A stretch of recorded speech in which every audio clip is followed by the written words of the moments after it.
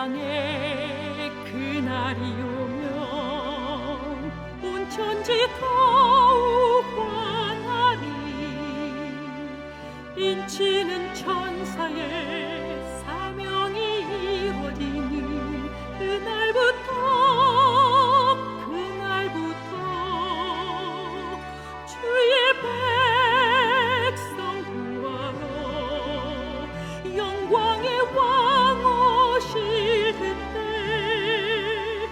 그때까지 남은 자여 창조주 전하라. 남은 자여 창조주 전하라. 이 나라에서 저 나라로 남은 자여 창조주 전하라. 기별 속히 전하라.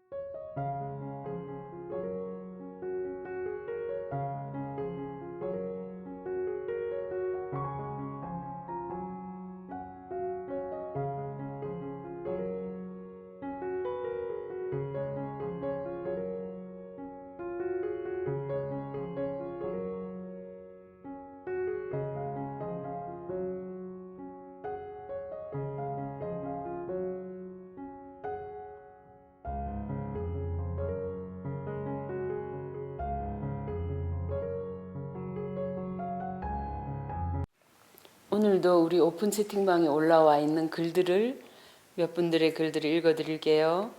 김성희님, 주시는 매일의 말씀이 쌓이고 쌓여 저희 가정에 하나님의 함께 하심을 경험하는 일주일을 보내고 있습니다. 감사합니다. 제목이 나는 예수님을 어디에서 만나는가? 폭풍치는 갈릴리 바다 한가운데서 많은 인파 속에 간절히 뻗은 그분의 옷깃을 통해 아무도 오지 않을 땡볕의 우물가에서, 아니면 내 모든 수치심은 드러나고 사람들의 분노의 돌팔매질 속에서 사람들의 인기척을 피해 썩어가는 몸뚱이를 이끌고 포기와 낙담할 수밖에 없지만 간신히 그 근처에서 희망을 바라보며 손 하나 까딱할 수 없는 베데스다 연못에서, 이제는 대답할 수 없는 무덤 속에서 내가 찾는 것은 나의 것에 대한 미련, 눈을 들어 바라보지만 이미 멀어버린 눈. 그러나 예수님은 우리가 있는 어디든지 오시어 그분의 치유의 손길을 우리의 환부에 대어주심을, 우리가 사망의 그늘에 가려 있을지라도 그분은 우리를 일으킬 것임을, 내가 그분을 찾아서가 아닌 예수님이 나를 찾아오시기 때문에 나를 찾아내시는 그분을 찬양하지 않을 수 없습니다. 하나님께 영광을. 의미 있는 말씀드리죠? 박혜선님, 남편에게 버림을 받고 새벽부터 술로 하루를 버티는 한 자매가 있어서 간절한 마음을 담아 강의 말씀과 함께 두서없이 부족한 글을 그 친구에게 보내었습니다. 받은 복을 나누라는 최 집사님의 오늘 말씀을 듣고 부끄럽지만 용기를 내어 보았습니다. 함께 기도 부탁드릴게요. 이제 글을 씁니다. 그 자매에게. 너와 너의 엄마를 보면서 나의 옛날 몸도 마음도 힘들었던 모습이 떠올라 너무나 마음이 아프고 안타깝다. 내가 옳다고 믿고 의지하며 살아가는 대상이 남편도 자식도 부모도 그리고 돈도 아니더라. 나의 진심을 담아 너에게 감히 조언하고 싶다. 내가 진정으로 지금의 고통에서 벗어나고 싶다면 내가 진정으로 지금의 고통에서 벗어나고 싶다면 너를 정말로 죽기까지 사랑하고 아끼는 한 분이 계시다는 사실이야. 절대로 믿어지지 않겠지만 나도 처음엔 그랬기에 내가 무슨 생각할지도 다 알아. 하지만 내가 인정하고 안 하고를 떠나 분명히 그분은 존재하시고 그분은 너를 목숨보다 소중히 여기시고 사랑하고 계시다는 걸 알기 바래. 그분의 무한한 사랑을 알고 나면 남을 원망하는 모든 생각들이 깨지고 내가 가진 문제와 죄를 보게 된다. 난 호주에 가서 하나님을 알게 되었지만 알고 보니 하나님은 세상에서 내가 흘려듣던 사기꾼 집단들이 믿는다고 하던 그런 이상한 하나님이 결코 아니었어. 내가 생각했던 것과 정반대였어. 난 하나님을 알고 나서 삶이 바뀌었다. 포기하고 내려놓은 자식과의 관계도 회복되고 하나님을 믿지 않던 남편까지도 하나님 만나고 내 가정이 회복되었어. 남들 따라서 세상 성공만 바라고 돈을 최고라고 여기며 살았던 그 옛날의 나를 생각만 해도 나는 소름이 돋고 가슴이 아프다. 하나님을 몰라서 참된 행복이 뭔지도 모르고 어리석고 고통스럽게 살았어. 내가 전부터 너에게 해주고 싶었던 말을 지금에야 용기 내어 적어본다. 부디 내가 만난 하나님을 너도 꼭 만나서 몸과 마음이 온전하여 하나님 안에서 행복하게 사는 너를 보고 싶구나.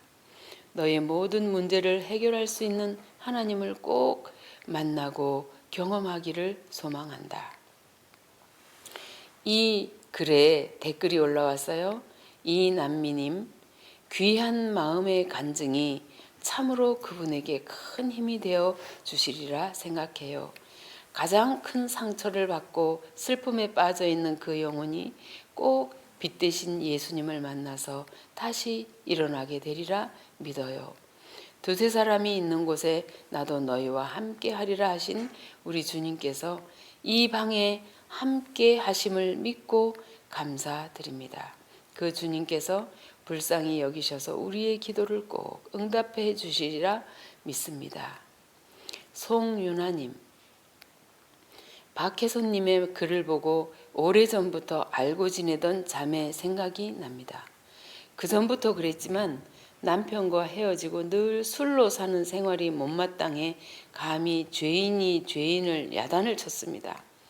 연락이 오면 돈 빌려달라는 얘기고 그래서 연락도 끊었는데 문득 복음을 전해야겠다는 생각이 들다가도 만나면 또 울고 또 돈 얘기할 거라며 주님이 계신데도 그분께 맡기려 하지 않고 창조주이신 그분을 의지하지 않고 제 생각만으로 이기적인 죄된 생각으로 결론 짓곤 했네요. 하나님은 얼마나 그 영혼을 불쌍히 여기셨을지 유나야, 왜 너 그 아이에게 나를 알리지 않니? 내가 너를 얼마나 사랑하는 줄을 알려주지 않느냐고. 그 자매를 살리라는 하나님의 메시지로 글을 보게 하셨어요. 하나님이 이기심 내 것 손해볼까? 내 생각대로 살아온 세월 이 죄인을 용서해 주세요. 한없이 눈물로 목이 메입니다. 이상입니다.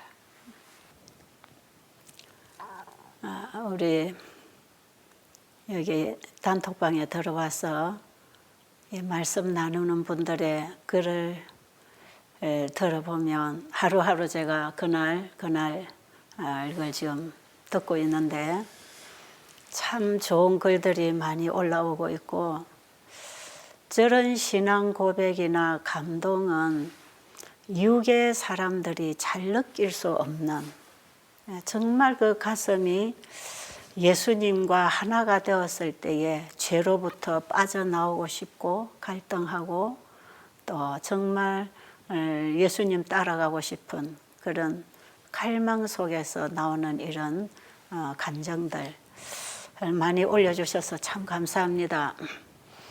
그런 글들이 저에게 이 복음을 전할 수 있도록 힘을 자꾸 실어주고 있기 때문에 제가 참 많은 용기를 얻게 되고요.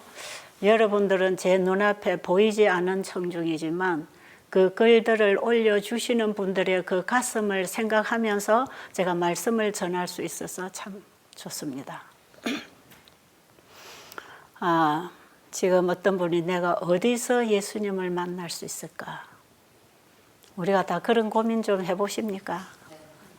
내가 어디서 예수님을 만날 수 있을까 하는 그분의 글의 답이 그 밑에 글을 쓰신 분에게서 나온다고 생각해요. 그 밑에 그 남편에게 버림받고 술로 인생을 포기하고 살아가는 그 자매, 그러한 사람들 곁에 다가갈 때에 주님을 만날 수 있습니다. 우리가 쉽게 말씀에서 예수님 만납니다 할 수 있겠지만 그 사실이지만 지금 예수님은 지극히 작은 자에게 우리의 마음을 열 때 그 마음에 임하십니다. 저는 이 글들을 올리고 있는 이분들의 그 마음이 너무 예쁘고 성령께서 역사하시는 가슴이라고 생각이 들고요. 바로 그 예수님을 우리는 병들고 배고프고 옥에 갇힌 자. 이것은 실제로 육신의 병, 육신의 배고픔, 또 우리가 이 세상 감옥을 얘기할 수 있지만 더 넓은 차원에서 우리는 다 죄병이 들어있고 영혼의 양식, 영생의 양식이 없어서 아무리 건강식을 해도 영혼이 배고픈 그 배고픈 자. 그리고 세상의 감옥에 있지 않고 자유롭게 세상에 활동할 수 있지만 우리는 우주적으로 볼 때에 죄인들만 모여있는 큰 감옥이라는 이 세상에 살고 있어요. 예수님께서는 감옥에 갇힌 자, 배고픈 자, 병든 자를 돌아보는 것은 그것이 곧 나에게 하는 것이라. 예수님은 지극히 작은 자 하나에게 하는 것이 곧 나에게 하는 것이라고 말씀하십니다. 예수님이 우리를 찾아 이 땅에 찾아오신 분입니다. 그러나 내가 예수님께로 다가가야 합니다. 예수님은 언제나 손 내밀고 계십니다. 그런데 내가 다가가지 않아서 예수님의 손을 잡지 못하는, 손 내밀고 계십니다. 내게로 오라, 내게로 오라, 내 손 잡아라, 내게로 오라.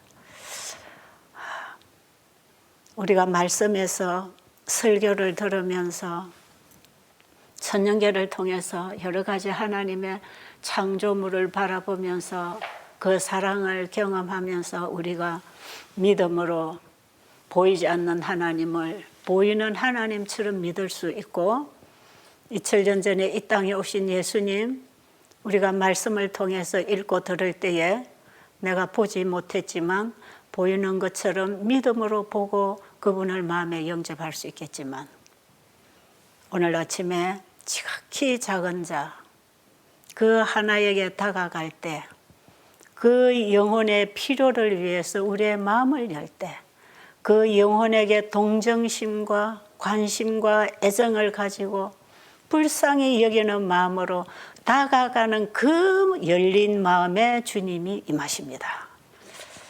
그래서 늘 우리가 주님과 함께 동행할 수 있는 삶은 내 주변에 불우하고 불쌍하고 병들어 죽어가는 영혼들, 영생의 양식을 잃어버려 배고픈 영혼들, 그들에게 영생의 말씀을 전해주고 그들이 죄로 병들어 죄의 사슬에 공고함에 쌓여서 정말 스스로 일어날 수 없이 주저앉아 있는 그 영혼들, 그 술에 취해서 인생을 포기한 그 여인도 그 죄의 사슬에 지금 매여 있는 것이에요.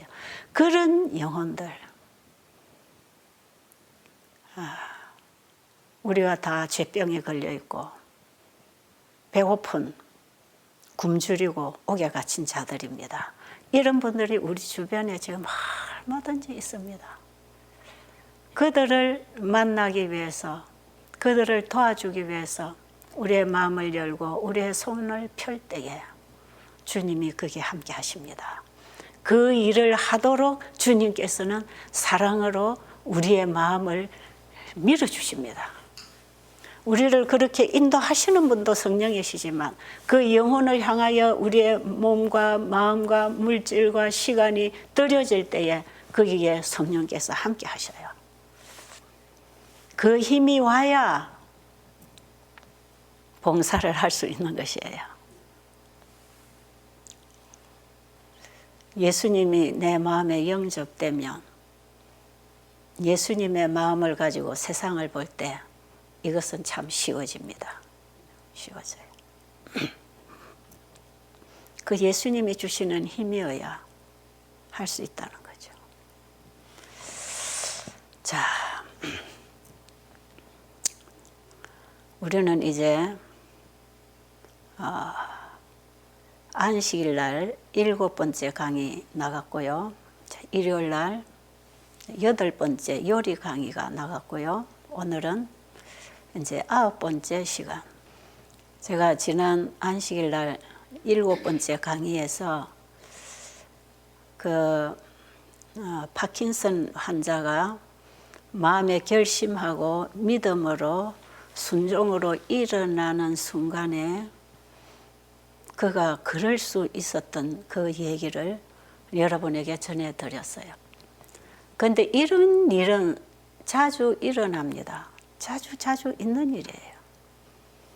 제가 베델에서 수십 년 일을 할 때에 정말 어떤 때는 이해가 안 되는 회복이 와요. 그 저는 설명할 수 없다 그러죠. 우리 지난 13기에서 나누었던 그 퇴행성 관절염 환자, 지금도 여러분 그 책에서 읽을 수 있는 그 간증한 환자, 그분도 와서 3일, 4일 되는 시간에 20년 앓고 있던 그 병으로 움직일 수 없었던 환자가 일어났어요. 일어나 걸어서 심지어는 밭에 삽질을 하고 밭 일항을 한 일항씩 그날 그 다음 날로 계속 채소를 심는 밭을 삽질을 해서 밭 일항을 만들어 줄 만큼 이 꼼짝을 못하던 관절염 환자가 어떻게 그렇게 할 수 있었을까요?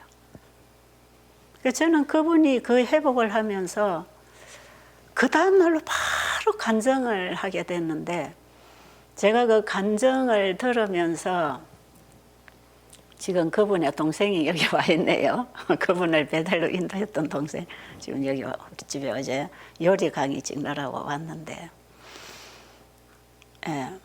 그분이 너무 좋아서 정말 파킨슨 환자가 15년 동안을 앓고 7년을 누워서 대소변도 제대로 스스로 가릴 수 없이 어려웠던 환자가 일어나서 그럴 때 그 기쁨을 누가 느낄 수 있겠어요? 그분만이 느끼는 겁니다. 그분만이. 그 질병으로 절망에 빠져 있는 그분만이 나올 수 있는 감사와 찬양이 있을 거 아니겠어요? 바로 이 관절염 환자가 그러했어요. 한 17년 전의 얘기인가요? 하여튼 오래됐죠. 어쨌든 그 길로 일어났어요. 그 길로 일어나서 모든 일을 다 했습니다. 그분이 베델에 있으면서 수없이 오는 환자들에게 자기 간증을 들려주고, 제가 세미나 나가면 거기 와서도 간증을 해주고, 참 기쁘게 봉사하고 갔어요. 근데 집에 가서 잘 지내다가 삐그덕하고 다시 예생활로 돌아가는 일이 있었어요, 그분에게. 그러다가 다시 정신 차리고, 다시 제자리 좀 서서 열악한 교회의 장로로서, 부인은 집사로서 참 헌신적으로 현재 봉사하고 있거든요. 제가 오늘 말씀드리고 싶은 것은 이 치유 경험을 순간적으로도 할 수 있어요. 우리가 말씀해 보면 하나님의 말씀에서 오는 빛을 따라 천년계의 법칙에 순종할 때 우리가 먹고 마시고 지금 우리가 배우고 있는 건강생활에 실천할 때 때로는 극적으로 회복되는 사람도 있지만 때로는 천천히 회복되는 사람도 있다. 이렇게 기록되어 있어요. 혹시 우리 재림교인들은 복음 성경을 가지고 계시면 야고보서 5장 14절 이후로 오늘날 이 시대에 병든 자를 위하여 어떻게 기도해야 되는가? 예수님 시대처럼 옛날 개신교인들처럼 그냥 손 얹고 기도하면 오는가? 그런 게 아니라고 합니다. 건강기별도 현대 진리로 우리는 일을 해야 합니다. 건강기별의 현대 진리를 그 엘렌 화이트를 통해서 우리에게 참 많이 해석을 해주고 설명을 해주는 글들이 우리는 있잖아요. 그 복음 성경 밑에 복음 주해를 보면 거기에 바로 지금 우리가 하는 이 건강 원리, 하나님이 천년계를 통해서 창세기 1장에서 주신 이 천연 치료제들을 이것을 주신 하나님이 치료하신다는 그 믿음을 가지고 이 치료제들을 사용할 때 극적으로도 일어나지만 천천히도 일어난다. 이것은 하나님의 뜻이지요. 하나님이 그 사람에게 가장 믿음과 확신을 주기 위해서 하나님 일하실 것입니다. 천천히 되는 것도 그것도 하나님의 은혜예요. 급하게 되는 것도 하나님의 은혜예요. 건강생활 실천하기 1번에서 제가 미국에 그 변호사 얘기했잖아요. 10년 전에, 10년도 훨씬 넘었다고 생각해요. 제가 횟수는 모르겠지만. 그 중풍이 와가지고 시술도 안 되고 약도 안 되고 병원에서 포기됐는데 3일 만에 스스로 일어나서 화장실을 갔다 오고 그냥 걸었단 말이에요. 이게 어떻게 해석이 되냐고요? 하나님께서는 하나님이 주시는 그 말씀의 빛을 따라 믿음으로 순종할 때 그 혈류증 12년 고통하던 혈류증 여인이 믿음으로 간신히 예수님의 옷자락만을 잡았을 때 하나님은 주님은 그 여인의 믿음을 보셨다. 내 믿음이 너를 구원했다 그래요.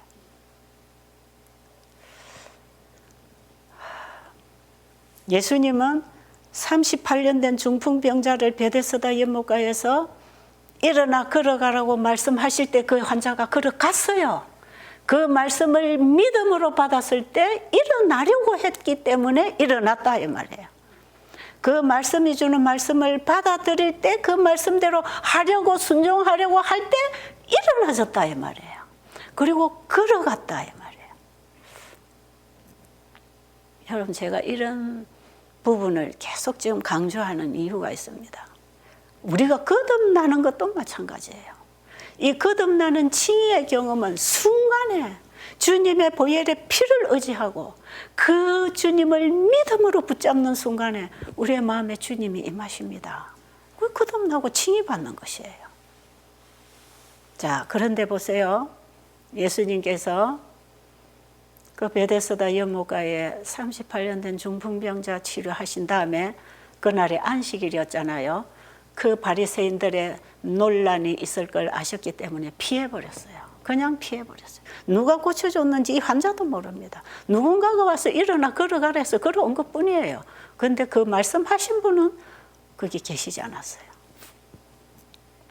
그런데 나중에 안식일이 되어서 예수님께서 안식일에 회당에 들어가셨을 때 그 환자에게 하시는 말씀이 요한복음 5장 14절에 나옵니다.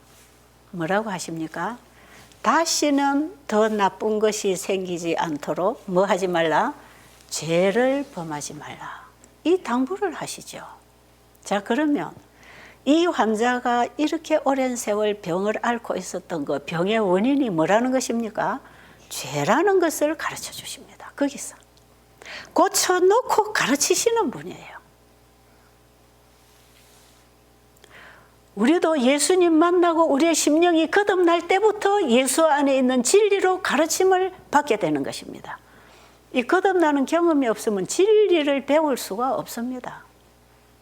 육으로 성경은 공부하는 게 아니거든요. 예수 안에 있는 진리로 가르침을 받는 자가 거듭난 새 사람이에요. 에베소서 4장 21절 이후로. 여러분 나중에 읽으세요. 자, 그러면 이 환자를 일으켜 놓고 나중에 회당에 가서 그 환자를 만났을 때 네가 이제 나았으니 더 나쁜 것이 생기지 않도록 죄를 범치 말라. 그 말씀 속에는 이 병을 가지고 온 원인이 죄다. 죄는 불법이요, 불순종이요. 그 결과로 네가 병이 들은 것이다. 그거 가르쳐 주는 거 아니에요? 죄가 뭡니까? 죄는 뭐예요? 불법, 불의, 불선, 하나님의 말씀에서 떠난 것. 이것이 다 죄예요. 더 나쁜 것이 생기지 않도록 죄를 범치 말라. 지금까지 네가 지은 죄는 다 용서됐고 치료받았잖아. 네가 믿음으로 치료받았잖아. 여러분, 이 치료 얘기는, 예수님의 치유 얘기는 우리의 구원의 얘기하고 연결됐다 그랬죠. 이 구원 얘기를 여기서 찾아야 된다 이 말이에요. 다시는 죄를 범치 말라. 인간이 어떻게 다시 죄를 범치 않습니까? 고쳐주신 그분이 지켜주겠다 이 말이에요. 그게 믿음으로 그분을 말씀을 받은 것처럼 순간순간 그 말씀을 받고 살아갈 때 그분이 지켜주십니다. 그게 나를 떠나지 말라 이 말이에요.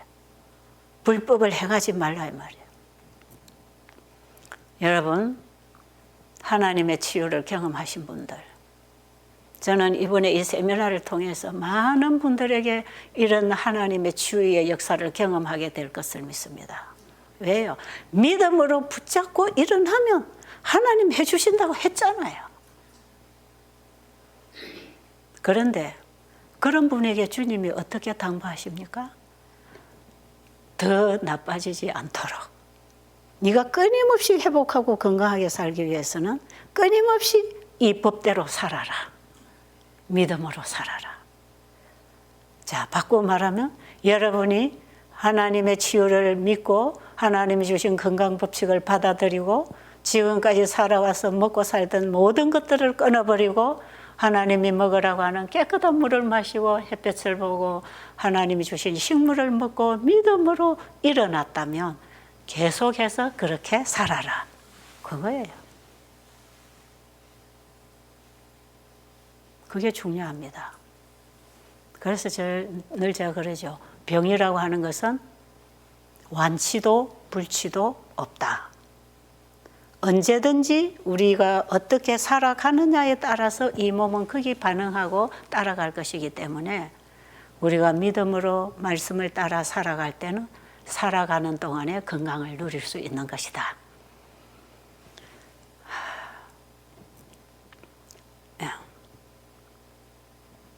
지난번에 그 환자, 안식일날 보내드린 그 환자의 간증, 그 환자가 걸어가는 모습을 동영상으로 찍어서까지 보내줬지만 그가 또 옛날 생활로 돌아가면 어떻게 될까요? 그것도 병이 돌아옵니다, 여러분. 그걸 아셔야 돼요. 저 14기 세미나 할 때 저 파킨슨 환자 나와서 동영상까지 보고 걸어갔는데 그 사람이 또 들어누워서 대소변 받아냈는데 그럴 수 있을까요? 그럴 수 있습니다, 여러분. 그럴 것이기 때문에 이 하나님의 일을 말을 안 하고 잠잠히 있을 수는 없다. 저는 그런 주장이죠. 하나님의 일은 증거해야 됩니다. 다시 옛날 생애로 돌아갈 수 있다 할지라도 지금 된 나를 간증할 수 있나요? 자, 어떤 분이 예수님을 만나 변화가 왔어요. 마음에 거듭남이 일어났어요. 간증하라 그러면 뭘 한지 아세요? 나중에 내가 또 죄짓고 잘못할까 봐 간증 못하겠다 하는 사람 있어요. 우리 환자들 만나보면 나은 거 얘기하라 그러면 나중에 또 나빠지면 창피해서 지금 얘기 안 하겠다고 이런 사람도 있어요. 근데 여러분, 지금의 하나님이 주신 그 은혜를 여러분이 나눌 때 나눈 그 책임감 때문에 그걸 붙들게 돼 있어요. 거듭난 사람 분명히 거듭나는 경험이 있어요. 예수님을 어떤 방법으로든지 예수님을 만나요. 오늘 단톡에 글 써주신 분처럼 내가 어디서 예수님을 만날까? 그 중에 어디서든지 예수님을 만날 수 있어요. 그때에 우리의 심령에 변화가 일어나고 바로 이 가치관이 변하고 우주관이 바뀌는 놀라운 변화가 우리 심령에서 일어납니다. 이런 변화가 치유입니다. 치유. 예수님이 우리를 죄로부터 구원하시는 치유의 경험이에요. 이게 죄가 싫어집니다. 세상 것들이 가치 없이 보여요. 내 자랑이 없어집니다. 그때부터 나는 죽었기 때문에 나를 높이고자 하는 내 권위나 내 자랑은 사라집니다. 그때부터 누구만 자랑하는지 아세요? 예수님이 내게 해주신 이것만 자랑합니다. 그 정인이죠. 그러다가도 다시 옛길로 돌아갈 수 있을까요? 다시 옛길로 돌아갈 수 있어요.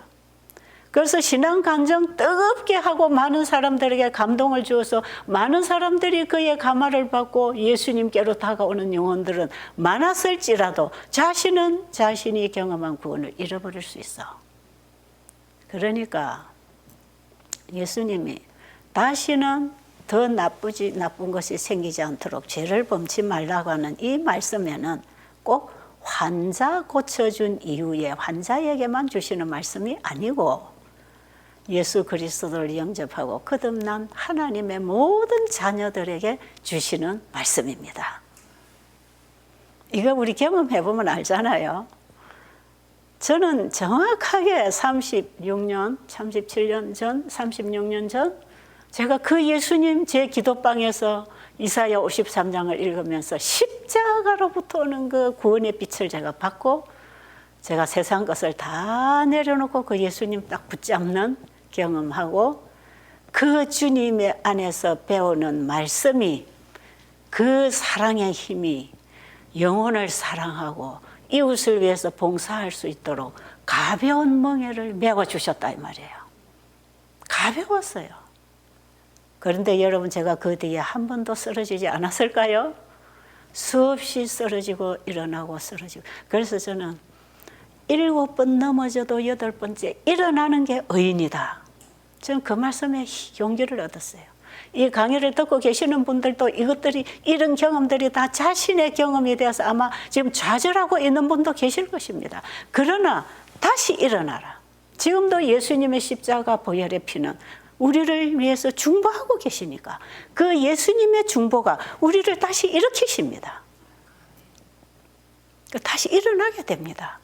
예수님 안에서 넘어져도 다시 일어나게 되지요. 사람이 가다 삐그덕할 수 있어요. 또 낭떠러지로 떨어질 수 있어요. 그러나 주님은 그 낭떠러지의 시궁창에 다시 떨어져서 스스로 일어날 수 있는 용기조차도 없는 그 죄인에게 일어나라, 일어나, 다시 일어나.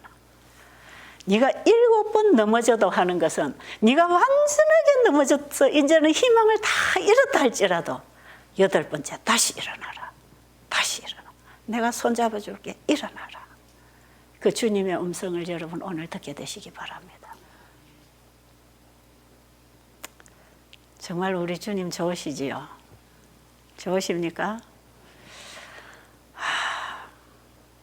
제 인생의 경험이 예수님과 함께 걸어온 경험이 정말 1년 내에 서서 날마다 하루 종일 얘기해도 부족한 얘기들, 수십 권의 책을 써도 다 쓸 수 없는 얘기들, 주님이 나를 어떻게 사랑하시고 용서하시고 긍휼히 여기시고 나 같은 죄인을 이해하시고 이렇게 손잡아 지금까지 이 자리까지 인도해 오셨는지 그 예수님 사랑. 저는 그걸요 한마디로 감사합니다 이 말 외에 더 할 말이 없어요. 다 내 머릿속에 생각이 올 때 한마디로 요약해서 예수님 감사합니다. 그 말밖에 진짜 할 수가 없어요. 제가 지금 뒤돌아보면 베델 수영원을 시작하고 정말 저는 돈 한 푼 없이 빈바닥에서 시작했어요. 우리 어젯밤에 여기 오셔서 설교하신 우리 최경천 목사님의 부친 고 최성훈 목사님께서 현재 베델수양원의 부지 일부를 주셨습니다. 그때 1600평을. 그걸 주실 때 제가 그 목사님에게 그랬어요. 목사님이 이제 제 하는 일을 보시고 제 간증을 들으시고 최 집사 내가 저기 거기 하동에 어디 거기 내가 산을 하나 15,000평을 샀는데 이걸 내가 11조를 떼서 최 집사 이 사업에 주고 싶다. 그 산에 와서 일을 해봐라. 그렇게 해서 제가 그 산을 가봤지 않습니까? 정말 심심산골이었습니다. 그 당시 너무 깊은 산속. 우리 딸이 초등학교 4학년, 막내 딸이 4학년인데 이 아이가 학교를 다녀야 되는데 이 깊은 산속에서 아이가 어떻게 1시간도 더 되는 학교까지를 초등학생이 걸어 다닐 수 있을까 이런 생각도 해야 됐고 너무 산이 깊고 교통은 나쁜데 그때는 찻길이 생긴 게 아니라 경운기 다니는 산골길이 울퉁불퉁 그런 길이었어요. 그저 걸어 다니는 길이지 차가 다니는 길은 안 됐어요. 경운기 같은 게 다닐 수 있었죠. 그 땅을 주실 때 정말 그 산속에 공기는 좋고 아늑하고 평안하고 좋은 동산이지만 여기다가 집을 짓고 여기에 내 가족이 들어와서 환자들이 들어오도록 하기에는 정말 까마득했어요. 그리고 제가 가진 돈도 없었어요. 제 인생에 가장 낭떠러지 어려울 때 경제적으로 내 인생적으로 가장 절망적일 때 어려울 때 제가 예수님 만나고 헌신을 했기 때문에 제 가정생활은 참 어려웠어요. 만 2년 동안을 한 대씩 쌀을 사다가 먹였다 그랬잖아요. 그 정도로 저는 가진 것도 없었어요. 그런데 이 산속에다가 이 집을 지어서 여기에 내가 그때 하동읍 근처에서 환자들을 봉사하고 살던 한 3년쯤 지난 후기 때문에 저는 그때 집에서 봉사를 가정요양을 하고 있었거든요. 그런데 정말 이곳이 좋기는 한데 이 산골에다 집을 지을 엄두가 안 나는 거죠. 가진 돈이 있습니까? 어떤 재주로 이 재료를 끌어다가 여기다 집을 지을 수 있겠어요? 정말 막연했어요. 한 가지도 조건이 맞지 않았어요. 그래서 제가 목사님 그 땅을 주신다 할 때 산에 와서 보라고 해서 제가 땅을 다 둘러보고 목사님, 산은 주셔서 감사하지만 집을 지을 형편이 안 되네요. 집 지을 돈도 없고 집을 지을 여력이 전혀 안 되겠다고. 그랬더니 목사님께서 하나님께서 땅을 주셨으면 집도 짓게 해 주실 것 아닙니까? 그 말씀을 하시는데 제가 용기가 생겼어요. 그 목사님의 말씀이 저에게 힘을 줬습니다. 그래서 그럼 하겠습니다. 그래가지고 산골에다가 정말 개미공사처럼 하나씩 날라다가 처음 건물을 짓게 될 때 딱 1년 만에 건물 한 채를 완공했거든요. 그때부터 우리 여기 카메라 찍고 있는 딸이 같이 아빠랑 같이 그 집을 지으면서 참 고생 많이 했죠. 뜨거운 햇볕, 여름, 겨울, 꽁꽁 어는 겨울, 그 싸늘한 그 바람에도 가서 거기 가서 뭔가를 일을 하면서 산골에 1년을 오르락 내리락 하면서 집을 한 채를 지었어요. 사람 불러드리고 그 길이 지금처럼 포장이 되기까지가 10수년이 걸린 후에 그렇게 포장이 됐어요. 환자들이 거기 찾아올 때 얼마나 힘들었겠습니까? 근데 살겠다고 하나님만 바라보는 사람들이 그곳을 찾아오더라 이 말이에요. 그곳으로 옮겨서 한 4년째쯤 되면서 옮겨서 이제 집이 조금 더 넓게 지어졌으니까 가정에서 일단은 좀 좋은 공간으로 옮겨졌으니까 사람들이 밀려 닥쳐가지고 정말 텐트 쳐놓으면 텐트 안에까지 이불 갖다가 다 펴고 들어놓고 마루든 안방이든 사람들이 밀고 들어오니까 진짜 뭐 내 생활이라는 게 그때부터 없어졌어요. 그 과정을 제가 다 얘기하려고 하는 건 아니고요. 제가 오늘 무슨 얘기를 하고 싶으냐. 지난 30여 년의 그 일, 절대로 제 힘으로는 할 수 없었다는 거. 절대로 이건 제가 착해서, 제가 뭐 똑똑해서, 제가 뭐 능력이 있어서 이 베델 수양원이라는 이 기초를 놓고 이 역사를 이루어 나올 수는 없었습니다. 100% 저에게 다가오신 그 주님, 그분을 믿음으로 붙잡게 됐을 때 그분이 내 마음에 오셔서 내 마음을 사로잡아서 그 일로 나를 이끌어 주셨습니다. 저는 의료 선교가 뭔지도 몰랐어요. 병이 뭔지도 몰랐어요. 건강식이 뭔지도 몰랐어요. 예수님이 병을 고쳤다는 얘기가 성경에는 기록되어 있지만 현실적으로는 보이지 않았어요. 이런 것이 저에게 아무것도 보이지 않았습니다. 그런데 그 예수님이 내 마음에 임하시니까 내 마음에 그 예수님이 사랑으로 진리의 영으로 나를 깨우치고 가르치고 거기서 내가 배우게 될 때 할 일이 보이잖아요. 내 갈 길이 보이고요. 눈이 열리기 시작하죠. 내 몸이 움직이기 시작하지요. 영혼들이 그때부터 보이기 시작했어요. 그때의 마태복음 25장 31절 이후에 바로 그 말씀이 제게 들어오기 시작했지요. 배고프고 병들고 옥에 갇힌 자를 돌아보라. 그들에게 한 것이 나에게 한 것이니라. 그들에게 다가가기 위하여 내 마음을 열었을 때 주님은 내 마음에 오셔서 그 일을 하게 하셨고 지금까지 그 일을 하게 하셨어요. 예수님이 제 마음에 오신 이후에 분명하게 한 가지 내 눈이 열렸는데 그게 뭐냐. 세상에 살고 있는 사람들이 예수님이 주시는 영생을 잃어버려 다 죽어가고 있는 죄인들로 보이기 때문에 그들을 구원해서 영생을 얻도록 해야 된다는 그 가치로 사람을 보게 되는 눈이 열렸어요. 그 마음이 열렸어요. 그때부터 제가 영혼들로 보이기 시작해요. 이 세상의 모든 사람들이 다 구원받아야 할 영혼들로 보이기 시작하더라 이 말이에요.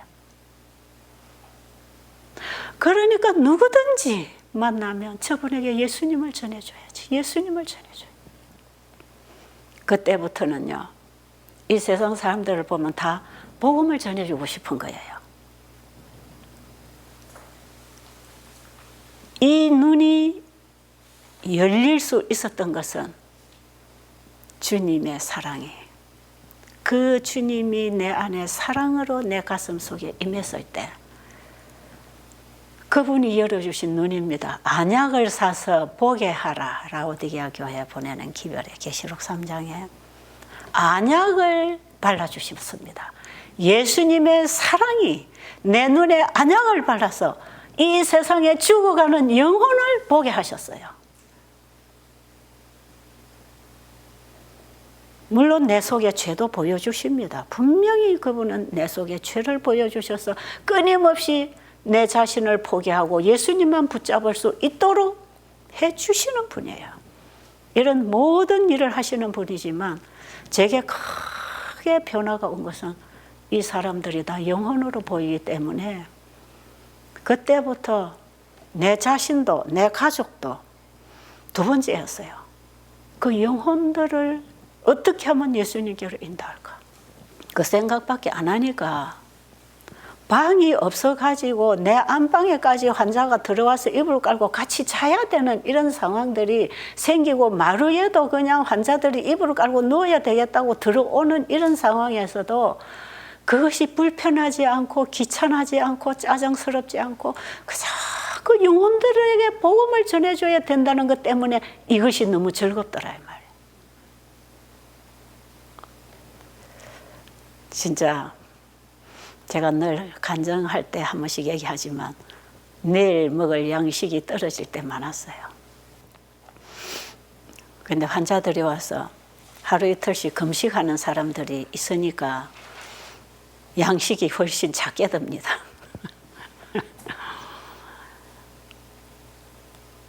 그런데 이제 회복식을 하고 밥을 이렇게 먹기 시작할 때 환자들이 바쁘니까 며칠 와서 하다가 집에 가야 된다 이런 분들이 계세요.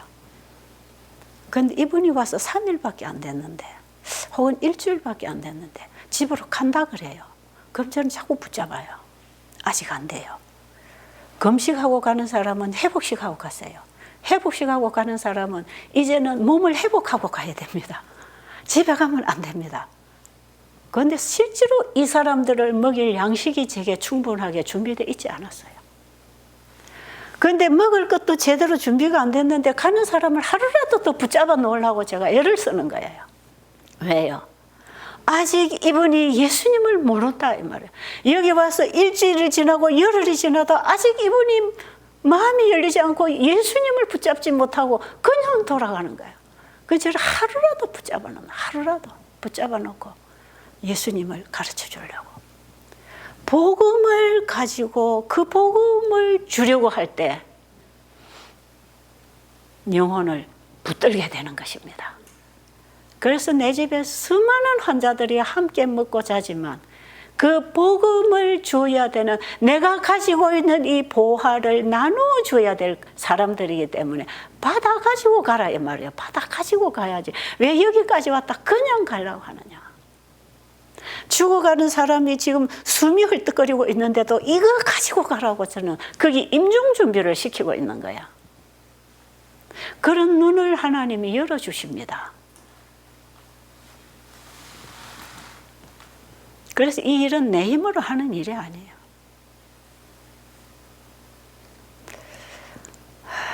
제가 우리 딸에게 많이 했는 소리 또 하는데, 저는 배들 수양원을 우리 저 딸이 사회하고 해주기를 원했지요. 내 자식이, 누구보다도 내 자식이 복음 사업에 쓰여지기를 원했기 때문에 저는 베델 수양원을 하나의 재산 가치로 보지 않습니다. 그런 가치로 저는 0.1%도 생각 안 합니다. 복음의 가치로 저는 베델을 자식에게 주고 싶었어요. 내 자식이 이 복음을 받아서 이 사업을 하기를 원했지요. 그래서 제가 할 만한 딸이 우리 큰 딸이니까 이 사업을 하려면 여기 찾아오는 모든 환자들이 환자로 보이면 안 돼. 영혼으로 보이면 이 일을 할 수 있다. 여기 찾아오는 모든 사람들이 어떤 사람이든 그들이 영혼으로 보일 때만 이 일을 할 수 있는 것이다. 그래야 이 일의 가치를 발휘할 수 있는 것이다. 환자로 보이면 뭐든지 갖다 붙이고 먹여서 병 고쳐주는데 집중하기 때문에 돌팔이 의사 노릇을 하게 된다. 우리를 창조하신 분이, 치료하시는 분이라 그들에게 예수님을 소개해서 예수님이 그들 안에서 일하시도록 복음을 전하는 사람은 환자를 영혼으로 보아야 되는 것입니다. 환자를 영혼으로 보는 사람은 복음을 전하는 사람 아닙니까? 환자를 환자로 보는 사람은 세상의 의사들이란 말이에요. 그런데 하늘에서 오신 이 의사 예수님은 사람을 병자로 보지 않고 죄로 병들어 죽어가는 영혼으로 보시는 거야. 그들을 구원해 주시기 위해서 예수님은 사랑과 동정으로 다가오시는 분입니다. 그들이 왜 이렇게 병으로 고통을 당하고 있는지 주님은 아시니까요. 병들고 고통당하고 실망하는 영혼들에게 예수님은 지금도 여러분 앞에 예때 어떤 마음으로 오시는지 아세요? 불쌍히 여기시는 동정심을 가지고 그가 이런 처지에 이르게 된 그 모든 것을 다 이해하시는 분. 너 왜 이렇게 잘못 살다가 이 병 들었어? 이렇게 안 하십니다. 죄가 와서 우리에게 이런 고통을 주고 있는데 그 죄에 고통당하고 있는 영혼을 바라보시는 주님의 마음은 동정심입니다. 동정심. 왜요? 죄의 불에서, 사단이 불 붙여놓은 죄의 불에서 타고 있는 걸 주님이 오셔서 끄집어내 놓으셨기 때문에 그가 거슬리고 머리끝에서 발끝까지 거슬리고 터지고 상처 투성이라 할지라도 주님은 그걸 이해하십니다. 불쌍히 여기시지요. 그 예수님, 여러분 곁에 다가오시는 그 예수님 만나시라 이 말이에요. 어디서 예수님을 만날까? 가장 여러분이 고통 중에 있다면 고통 중에 다가오시는 그 예수님, 여러분의 가장 연약한 부분을 힘을 주고 붙잡아 주시려고 여러분 곁에 다가오신 그 예수님 만나시라 이 말이에요. 여러분 인생이 지치고 불행하다고 생각하세요. 내 주변에 있는 사람들이 너무 많은 스트레스를 줘서 여러분이 우울증이 걸리고 좌절에 빠져 있나요? 불치의 병에 걸려서 절망하고 있나요? 예수님은 여러분 곁에 다가오셔서 고쳐주시기를 원하십니다. 여러분이 마음을 여신다면, 여러분이 마음을 열고 그 예수님을 받아들인다면 예수 안에 있는 그 진리가 여러분을 가르쳐서 여러분이 순종할 수 있는 사람으로 바꾸어 주실 것이에요. 지금 제가 지나간 30여 년의 세월을 뒤돌아보면 까마득해요. 나 다시 그 길 가라면 지금 마음으로 못 가요. 그때 하나님이 힘을 주시고 이렇게 주셔서 걸어온 길이기 때문에 지금 나는 그 일을 다시 하라 하면 나는 지금 못해요. 어떻게 그 일을 해왔을까? 하루 이틀 아니고 한두 달이 아니고 1, 2년이 아니에요. 그건 40년이 가까운 긴 인생을 어떻게 하루처럼 이렇게 살아올 수 있었을까? 이것은 주님이 하신 일이지 내가 한 일이 아니다. 그게 결론이죠. 지나간 일들을 보면 제가 올 수 있는 길은 아니었습니다. 우리가 그 힘이 필요할 때 하나님은 힘을 주신다. 그게 주기도문에서 일용할 양식을 구하라는 의미예요. 일용할 양식. 그때 필요한 양식을 그때 주겠다. 네가 어떤 일을 할 때에 그때 그 힘이 필요하면 내가 힘을 주겠다. 지혜를 주겠다. 복음의 능력을 주겠다. 그때 필요할 때 구하라. 그런 거 아닙니까? 필요할 때 구하라. 그러니까 제가 일을 해올 때 필요했기 때문에 하나님이 힘을 주셨어요. 그러니까 주님이 주신 힘으로 나가니까 저는 얼마나 편안하게. 여러분 차를 오르막 밑에다가 세워놓고 사람의 힘으로 차를 오르막으로 끌어올리려면 이게 불가능하잖아요. 그러나 차 안에 들어가서 시동을 걸고 그 엔진의 힘으로 핸들만 잡으면 올라가는 겁니다. 사람의 힘으로가 아니라 차가 가지고 있는 모든 기능이 종합적으로 힘을 발휘해서 그 차를 올릴 수 있는 것처럼 여러분, 제가 코로나 때문에 금년 1월까지 제가 태국을 마지막으로 제가 외방 선교지를 가지 않고 집에 쉬고 있잖아요, 지금. 제가 어제도 어떤 분 보고 그랬어요. 아유, 코로나가 와서 나는 한 가지 너무 좋은 게 있다. 그게 뭐냐. 저 태국이고 인도고 저 동남아로 미얀마로 말레이시아로 내가 거기 안 가서 너무 좋다. 코로나 때문에 못 가게 됐거든요. 그런데 3년 동안 그곳을 얼마나 열심히 제가 쫓아다녔는지 몰라. 더운지 뭐 추운지 불편한지 먼지가 많은지 불결한지 이걸 따질 겨를도 없이 그냥 가야 되니까 부르니까 또 가고 부르니까 또 가고 주어진 데서 일하고 오고 또 가고 또 가고 3년을 열심히 정말 피곤한 줄 모르고 새 힘을 얻고 독수리처럼 힘을 얻어서 제가 이렇게 다닐 수 있었잖아요. 정말 저는 환경이 바뀔 때 적응이 빨리 안 되는 사람이고 제가 안 보이기 때문에 더군다나 힘든 사람인데 그걸 힘들다 안 하고 제가 3년을 다녔더라고요.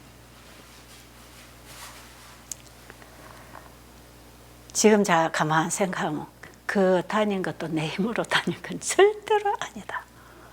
그 영혼에 대한 그 가슴을 하나님이 내 마음에 넣어주시고 일할 힘도 주시고 일할 현장도 열어주셨다. 그래서 일을 하고 온 거예요. 정말 내 힘으로 한 거 아무것도 없어요. 그래서 요즘에 앉아서 말이에요. 이제 여기 우리 안방에 앉아서 우리 거실이 녹화실 아닙니까? 지금 우리 집 앞집 거실에 제가 지금 이 방송 여기서 지금 방송을 보내고 있는데 그냥 내 방에서 자고 나와서 강의만 하면 돼. 우리 딸이 좀 수고를 하고 있지만 얼마나 편한지 몰라요. 그래서 요즘 제가 야, 이렇게 편하게도 복음을 온 세상에 전할 수 있구나. 요즘 너무 좋아요. 그래서 제가 아이고 코로나가 와서 내가 방방곡곡에 안 다녀도 이제는 인터넷을 통해서 방방곡곡에 복음이 나갈 수 있도록 내 안방에다가 내 가정집에다가 이 방송실을 차려가지고 복음을 전할 수 있도록 하나님께서 이 길을 열어주셨구나. 그것도 또 얼마나 감사합니까? 그러니까 굽이굽이 주님이 주셔서 이루어낸 그 일들은 그분에게 감사와 찬양을 드릴 것밖에 뭐가 있겠습니까? 하나님께서 이 길을 또 내가 거기서 못하게 될 때, 제가 눈이 어두워서 이 배대를 운영하지 못할 때 제가 거기서 떠나게 하시고 또 제가 누군가를 손을 잡고 도움을 받아서 외국을 다닐 때 또 거기서 더 이상 쉬게 될 때에 내가 이제 가장 편한 자리에서 이 복음을 전하고 있구나. 이것도 감사하고 저것도 감사하고 지난날 힘주시고 인도해 보신 그분도 감사하고 지금 이 일을 하게 하신 주님도 감사하고 제 가슴 속에는 이 강의를 듣고 계시는 모든 분들이 그 예수님을 보게 되기를 간절히 바랍니다.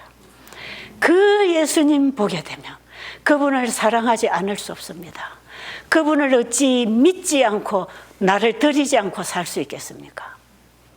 그 예수님을 알면 예수님을 사랑하게 되고 예수님을 사랑하면 그분을 믿고 의지하게 되고 그분을 믿고 의지하면 내 생각과 뜻과 계획을 그분에게 다 내려놓게 되고 나는 없어지고 주님만 내 안에서 사시게 되기를 소원하는 것입니다. 이런 것이 신앙생활이에요. 이때에 우리 전체를 주님이 운전하십니다. 그 예수님께 이 아침에 저는 감사와 찬양의 기도를 드릴 수밖에 없습니다. 저는 지금의 나를 만들어주신 주님, 지금의 나를 이렇게 살게 하신 그 주님, 생각만 해도 감사, 감사, 감사, 찬양, 찬양. 그래서 제가 제 일생에 있어서 요즘처럼 감사 기도가 하루 종일 올라가는 일은 없었을 거예요. 순간순간 지금은 감사 기도가 계속 감사하다는 말밖에 할 게 없어요. 모든 게. 그 좋으신 우리 하나님, 이 우주 세계를 창조하신 그 하나님이 나를 죄로부터 구원하기 위하여 이 땅에 오신 예수 그리스도이십니다. 그 예수님을 여러분 오늘 제 강의를 통해서 배웠다면 그분을 붙잡으세요. 그리고 여러분 더 깊이 그분을 알기 위해서 공부하고 싶으면 성경을 읽으세요. 성경을 더 깊이 알고 싶으면 교회로 가세요. 먼저 하나님을 아는 분에게 가서 배우면 쉽습니다. 그런데 제대로 아는 분에게 가서 배우면 훨씬 쉽습니다. 그렇게 해서 꼭 예수님을 찾고 구하고 만나는 일에 전심으로 그분을 찾는 마음이 되기를 간절히 바랍니다. 예수님 감사합니다. 오늘 우리에게 바로 그 마음을 주시기를 원합니다. 오늘 아침에 제가 글을 올려준 사람들의 그 글을 읽으면서 옛날에 저를 인도해 주신 주님이 생각나서 오늘 제가 주님의 일을 얘기하게 되었습니다. 내 주변에 불우하고 나에게 동정을 구하고 도움을 구하는 사람들이 있다면 서슴없이 그분들에게 주님의 가슴으로 달려갈 수 있게 하셔서 예수님이 가르쳐 주신 참된 의료 선교사로서 살아갈 수 있도록 축복해 주시옵소서. 예수님 이름으로 간절히 기도드렸습니다. 아멘.